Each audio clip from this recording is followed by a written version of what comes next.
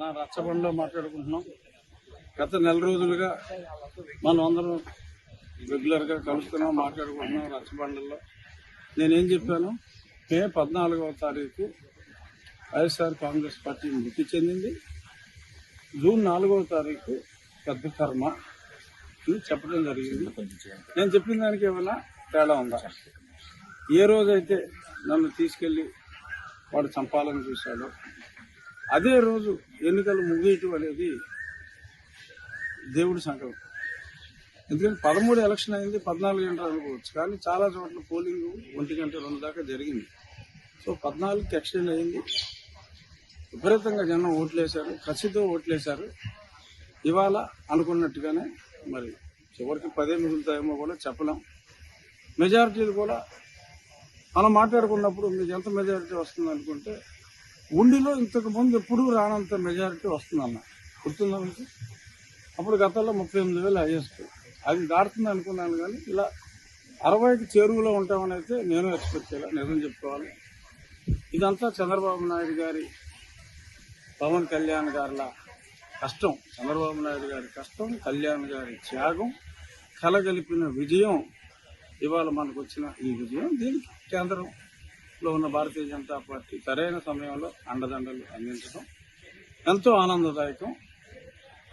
2.5 సంవత్సరాలుగా ఈ 3 పార్టీలు కలుస్తాయి, చివరిలో భారతీయ జనతా పార్టీ కలుస్తుంది అని నేను చెప్పిన దోషం ఒకే ఒకటి, నేను ఎంపీగా పోటీ చేయకుండా ఎమ్మెల్యేగా పోటీ చేశాను, అంతే తేడా కూటమి తరఫున.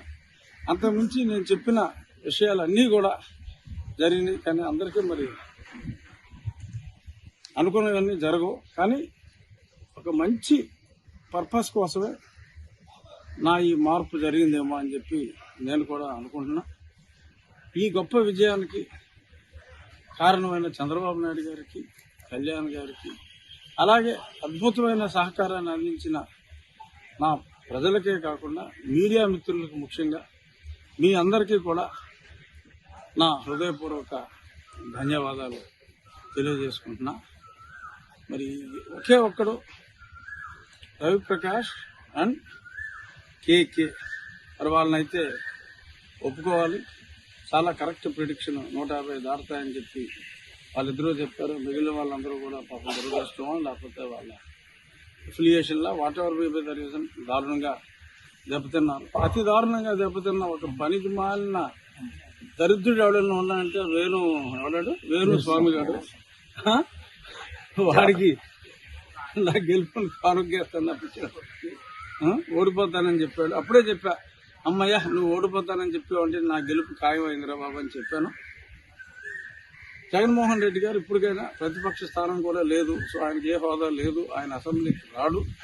ఇంట్లో కూర్చున్నప్పటికీ కూడా దరిద్రపు ఆలోచనల్ని మానేసుకుని రాజకీయాల నుంచి విరమించి పిల్లలకు పెళ్లి చేసి మనవరాలతో శాశ్వత జీవితం గడుపుకుంటే బెటర్. ప్రజా జీవితంలోకి ఇంకెప్పుడు వచ్చే ప్రయత్నం చేయొద్దు జగన్మోహన్ రెడ్డి.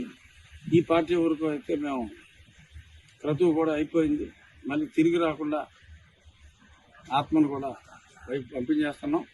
దయచేసి రాజకీయాల్లోకి మళ్ళీ వచ్చి ప్రజల మనసుల్ని మరింత గాయపరుస్తుందని చెప్పి జగన్మోహన్ రెడ్డి గారికి నా హృదయపూర్వక విన్నపం. ఈ సందర్భంగా ఒకటి చెప్పాలి, రాజుగారు మిమ్మల్ని చెప్పుకొచ్చారు కదా, మరి ఏంటి పరిస్థితి అని. న్యాయపరంగా ఎవరైతే నన్ను దారుణంగా హింసించారో వారు తప్పక శిక్షింపబడుతురు అని ఈ సందర్భంగా నేను నా తరఫున నన్ను కొట్టినప్పుడు, నేను చావులు బతుకుల మధ్యలో ఉన్నప్పుడు నాకు ఎంతోమంది నాకు సంపూర్ణ మద్దతు, ముఖ్యంగా మహిళలు ఎంతో సంపూర్ణ మద్దతు నాకు తెలియజేశారు. ఆ మహిళామణులందరికీ కూడా వన్స్ అగైన్ వాళ్ళ కాళ్ళకి, వాళ్ళ పాదాలకి నేను నమస్కరిస్తూ, ఎంతోమంది వారి తలనీలాలు కూడా అప్పుడు సమర్పించడం జరిగింది. వాళ్ళందరికీ, ముఖ్యంగా మహిళలందరికీ నా పాదాభివందనాలు అందజేస్తూ, రాబోయే రోజుల్లో ఏపీ అంటే అమరావతి, పోలవరం అనేది టాప్ ప్రయారిటీ. ఆ రెండు కూడా అత్యంత వేగవంతంగా చంద్రబాబు నాయుడు గారి నాయకత్వంలో మేమందరం సైనికుల్లాగా పనిచేసి అమరావతి, పోలవరానికి కావాల్సిన నిధుల సాధనలో కానీ అన్ని విధాలుగా ఆయన వెంట సైనికుల్లాగా ఉండి రాష్ట్రాన్ని అతి త్వరలో సర్వతోముఖాభివృద్ధి దిశగా ప్రయాణం చేస్తుందన్న పరిపూర్ణ విశ్వాసం ఉంది. ఖచ్చితంగా కేంద్రంలో కూడా మా నాయకుడు మా చంద్రబాబు నాయుడు గారు చాలా పెద్ద పాత్ర పోషించబోతున్నట్టుగా కూడా మనకి అతి పెద్ద పాత్ర మా పార్టీ అధ్యక్షులు అక్కడ పోషించబోతున్నారు. మరొకసారి జై చంద్రబాబు నాయుడు గారు, జై పవన్ కళ్యాణ్.